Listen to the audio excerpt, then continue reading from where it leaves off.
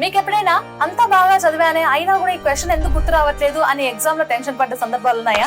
అయితే వీడియోని చివరి వరకు చూడండి, దీనికి సొల్యూషన్ వెతుకుదాం. విషయం ఏంటంటే, ఇలా బ్రెయిన్ ఎప్పుడు బిహేవ్ చేస్తుంది అని అంటే, మనం చాలా స్ట్రెస్ లో ఉన్నప్పుడు మన బ్రెయిన్ లో స్ట్రెస్ హార్మోన్స్ రిలీజ్ అవుతాయి. వీటి మెయిన్ పని ఏంటంటే మన మెమరీని బ్లాక్ చేసేయడం.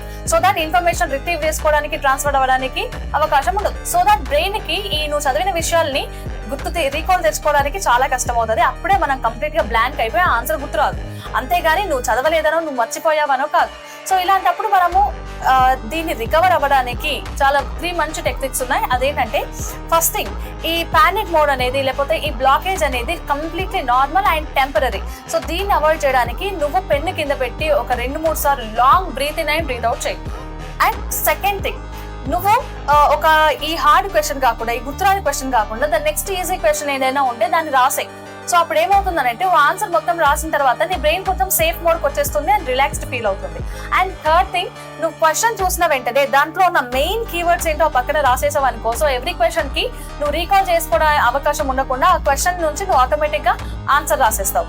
And moreover one last tip ఏంటంటే, లాస్ట్ మినిట్ లో చదవడాన్ని అవాయిడ్ చేసేయండి. లాస్ట్ మినిట్ లో చదివిన విషయాల్ని మన బ్రెయిన్ మెమొరీలోకి అది స్టోర్ చేసుకోదు.